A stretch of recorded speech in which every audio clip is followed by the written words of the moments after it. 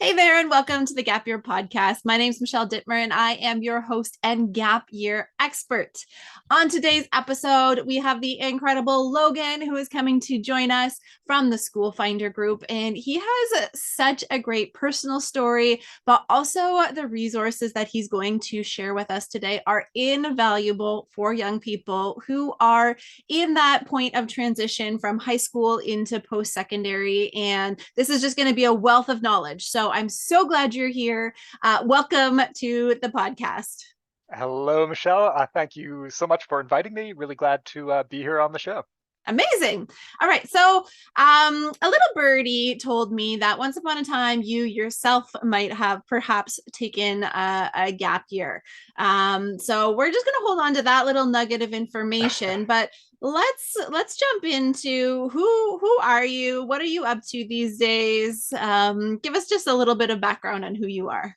Sure thing. Yeah, so my name is Logan Bright. I am the managing editor for the SchoolFinder group, which is a bit of a mouthful, but really my main purview is SchoolFinder and Scholarships Canada, a couple of websites for students who are looking to find schools or, more importantly, maybe funding for schools, so scholarships, bursaries, etc. I am the string puller behind all of those things on the website. Amazing. So, when you say managing editor, for those who are aspiring to get into communications or writing or things like that, what does a managing editor do?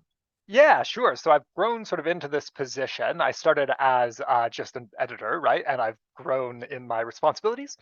It started out with writing and editing content, so short form articles aimed at students. As my role has grown, my responsibilities have grown. I am now overseeing several freelancers as well as in house content people who write stuff for us and managing different elements of our social media as well, trying to develop content strategy for the coming months so that there's always good stuff to read on the websites. So, you are never without anything to do. Definitely not. Always writing, reading, rewriting, a mix of those three. That's amazing. I know there's so many people out there that are looking to get into this space, and so it's great to hear from a real live person who's doing this for their day to day job and getting a little background of what it's really like. Mhm. Congrats on the promotion. Congrats on growing your career. But let's rewind into your past a little bit. So let's talk about that gap year experience. What did you do on that gap time, and kind of how did that influence the way that your career and your life has gone since then?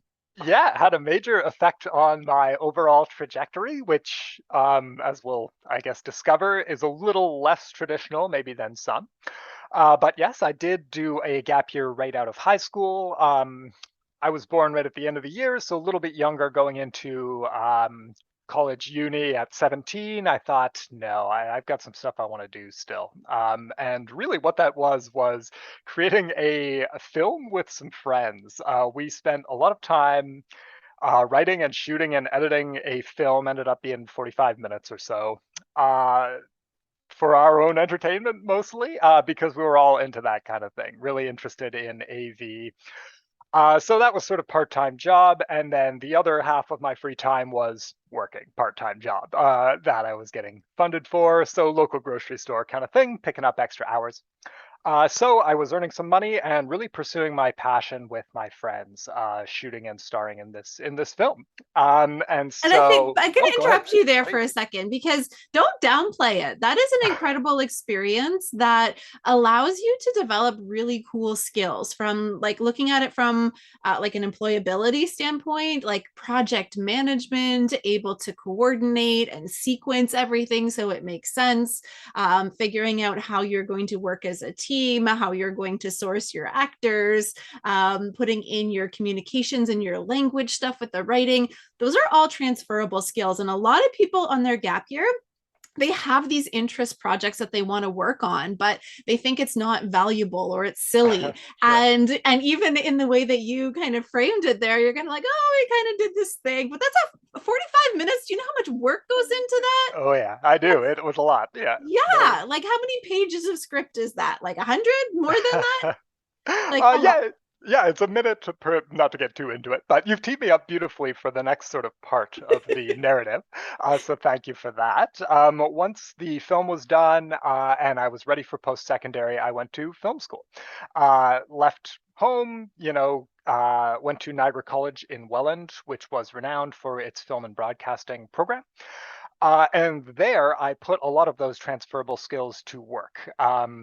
Performed quite well in school, produced a lot of different types of films, documentary, music video, short fiction, and so on. Won several awards for my work there as well, of which my parents are very proud.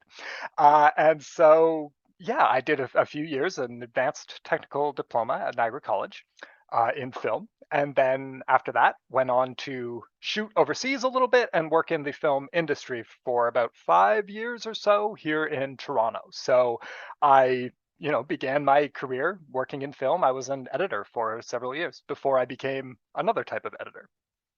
That's amazing.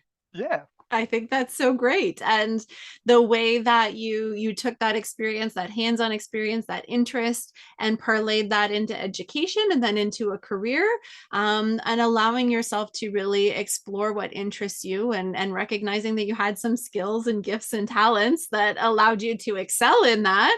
And then when the time was right, time to pivot and do something a little bit different, because there's no such thing anymore as a very linear life or a linear career. It's all about those twists and turns, keeping it exciting, keeping it interesting. And sometimes it's our choice, sometimes it's the industry's choice, sometimes there's a global pandemic, things happen, and we get to pivot and shift and change. And I think that those are valuable things. And knowing that you have the ability and the strength and the capacity to navigate that, I think that comes a lot from that uncertainty of having a gap year and doing something a little bit different than a lot of your peers. Yeah, so again, you've teed me up beautifully. So thank you for that, Michelle. The final sort of twists and turns, worked as an editor for a few years. Then I went overseas to volunteer for about 6 months. And I was volunteer teaching in a small village. And I knew I wanted to make my living with words. I wanted to read and write for a living. So come back to Canada and I attended U of T, did really well there in their English writing and rhetoric program. And once I graduated from U of T, that's when I started working as a Word editor and bringing us to today. So that's the sort of full scope of my journey, ups and downs, ins and outs. But I couldn't be happier about where I've landed and the different experience I've had leading up to it. Gap year, travel overseas, couple different career trajectories. It's all sort of cohered in an interesting way and made for a great last 10 years at least. Yeah, and I love that it's not linear and it's not boring, and all of those things some people can look at and see as setbacks. Oh, you had to change career, poor you. But that's not it at all. This is being in the driver's seat of your life and making those decisions, and choosing which lane to be driving in.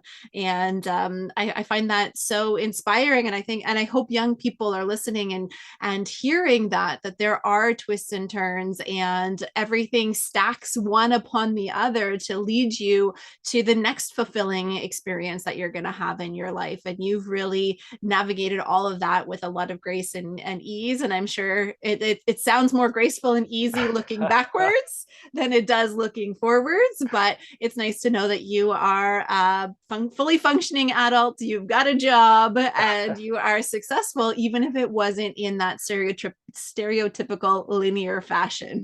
Yeah, definitely true. And again, I wouldn't trade it. So thrilled about where I am right now, and hopefully you folks listening can hear the joy in my voice. It's been a twisty ride, but it's been great. I love that story. Thank you so much for sharing that with us. Yeah, my I know pleasure. it's a little bit kind of off topic here, but it very much lends itself to what we're all about here at the Canadian Gap Year Association. But let's turn the spotlight from gap years on to SchoolFinder. And I'm curious for you. You went on this journey. You've seen so many things, and then you ended up here at SchoolFinder. So, in your opinion, what makes SchoolFinder such an invaluable resource for students or for young people who are on that journey kind of through post-secondary? Sure. So I'll freely admit I didn't know about SchoolFinder when I was researching the couple of different schools that I went to. Kind of wish that I had done, but alas. The biggest sort of thrill for me, the most compelling part was very early in my tenure. My boss told me, Logan, you work for the student, right? You don't work for me, you don't work for advertisers or clients, you work for the student.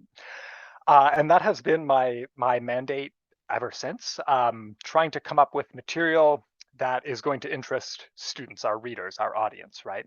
Trying to answer the questions that they have that can be tricky to find the answers to. Maybe they're in Google, but they're buried on the third search results page, right? So nobody can find that. Well, we have the mandate to do that digging, do that research, and provide the answers that students need. Maybe even questions you don't know you have. So the mandate of explicitly being here to help students first and foremost, that is my main objective. That has been really compelling, and it's helped to kind of keep me honest too in my approach to what do students need to read right now? What do they need to know? I love that. And I think what you were saying about how some information can be buried. I think the internet is a wonderful thing. We get access to all this information, but it is not curated for us. Like, I can't jump on Google and say best school for Michelle to go to for writing, and Google will just automatically do all the work for me and spit out an answer. Like, that's what we hope when we think about Google. But really, the information is a little bit everywhere. There's so much; it can be very overwhelming. And sometimes when we're making our first attempt into post-secondary, or our second or our third, we don't know what questions to be asking because we've never done it before, or we've never done it this way, or we've never done it in a pandemic, or we've never done it with X, Y, and Z qualifications. And so to be able to have a resource that exists that helps with that, that gives us that space without going into that Google spiral where we end up seeing so many things that are irrelevant and then just shutting down. So SchoolFinder is a great place that curates a lot of that for us and gives us what we need rather than all of the junk that's out there on the internet. Yeah, I appreciate the framing as curation because that's exactly it, right? The material is out there. We have a team of freelancers who work very hard and pretty much around the clock, it seems, to be pulling that information together so that it's in a sort of a neutral source and is able to be compared like for like, right? It may not be perfect gala apple to gala apple, but at least it's a Fuji in a gala, right? There's no oranges in there. So we do our best to pull that information together, make it easy to compare, and yeah, maybe it's not as easy as best school for me, but you'll have that intel to piece that puzzle together for yourself. I love that. So what can students find on the website? So if they were to go there, what were some things that maybe they could be looking for when they come across the site? Sure. So the profiles are sort of the big selling point, I guess. Any school you can think of, generally college, university, post-grad level, some high school as well. But mostly post-secondary schools, they'll each have a profile, and it's almost like a dating app if you think of it that way, right? Here's a little bit about me. Maybe I'm the right fit for you if you type of material, right? Lots of students, few students, types of programs available, scholarships to support those programs. On campus living, how much per bed? What are the fees for the bus pass? Et cetera, et cetera. The type of questions that you probably don't even have till you see that info. It's all there. But really, the magic of the site is setting up your own profile. You can get matched to something that fits you. So if you do say you're interested in writing, maybe you live in BC and you're looking for somewhere on the lower mainland, you can sort of key that stuff in and the system will throw out a few suggestions for you. So, whatever school meets that criteria, it'll pop up for you and you can then compare them directly and so on. I think that's the main sort of draw. There are career profiles as well. There's a ton of articles. If you've got questions like how to apply to law school or, what are my OSAP payments due, like that kind of stuff is covered as well. But I think the main draw for students is the profile, the programs, and getting matched to either of those. Yeah, I think that's brilliant. I think sometimes we don't know all of the options that are before us, and sifting through that can take hours or days, or just so overwhelming that we just say no altogether. Just apply to whatever the university that or college that's closest to us is, and just go from there. Yes. So using these tools, you can really make a better decision, make a more informed decision, and that's what we find with our gap students is that they have a little bit more time and space.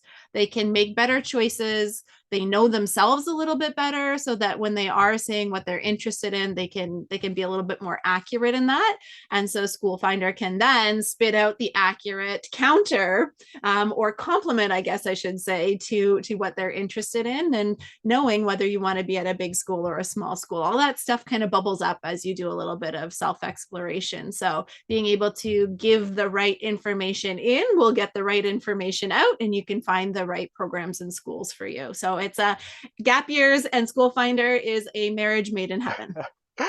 Totally true. And you've stoked my mind here for something else I wanted to mention too, which is that the gap year experience can be a really big help when you're applying for scholarships. So scholarships is the other big part of what we do, trying to pair students with ways to fund education. And I talk a lot about scholarships with students, and the main thing I always try to hammer home is that admins are looking for like volunteer experience, leadership experience, personal growth type of stories. So the type of things that you can get up to during a gap year is exactly what schools and scholarship admins want to see on your CV. So if you've taught overseas like I had done, or maybe you volunteer at the local old folks home because you've got some extra time during your gap year, like that's going to look great on your scholarship applications, your school applications later on down the road. So many times we've reviewed scholarship apps and the volunteer experience is low, or the work experience is very low, and we'll look for somebody with a little bit more. So you've got that opportunity to build some of that credibility while you've got the chance. Yeah, and I think people don't realize that all of the things that they are getting up to on their gap year not only are good for them personally and their personal development, but it can actually lend itself to earning more money in scholarships, because you do have a whole year's worth of experiences and activities that your peers who just went straight into college or university probably are missing out on. And I think you have more time to fill out those applications. You can be more thoughtful. You're not trying to do it while also studying for your biology exam. You can spend more time researching which ones you may be eligible for. And so it can be almost your part-time job on your gap year is researching and filling out those applications. And we did some great other podcast episodes on scholarships specifically and how to leverage your gap year for that. So I'll put a link in the show notes to that episode as well. So you can really, really dive in. If financial aid is something you're looking to explore more, listen to that podcast episode as well. Perfection. I'm glad to hear that. One of the big questions we get is, what is financial need? And pretty much everybody's in financial need. If you need a little bit of money to help pay for school, yeah, probably. Yeah, if you're not just sitting on a pile of cash, Yeah. and using it as a blanket to go to bed, you need money to pay for post-secondary for sure. Amazing. So if folks wanted to access the resources that you have, where can they find you? Sure. So best bet is hitting either schoolfinder.com or scholarshipscanada.com. They are sort of sister sites, so connected in a way. One is more for schools and programs, the other more for scholarships. You'll find your way around. We're all over social media as well. If you just search Scholarships Canada, excuse me, you should find us. Amazing. And we will link to all of those in the show notes. So if you missed it, just click on the links below. We will get you there in no time. All right. So my brain is swimming with things that I need to go check out on those websites. So I think it's time we wrap up this amazing conversation so that everybody can jump onto those sites and get access to all the amazing content that you have curated specifically for them. So Logan, thank you so much for joining me on the podcast today. Yeah, my pleasure, Michelle. Really thank you again for inviting me. Really happy to be here and glad to speak to your audience. Thanks again.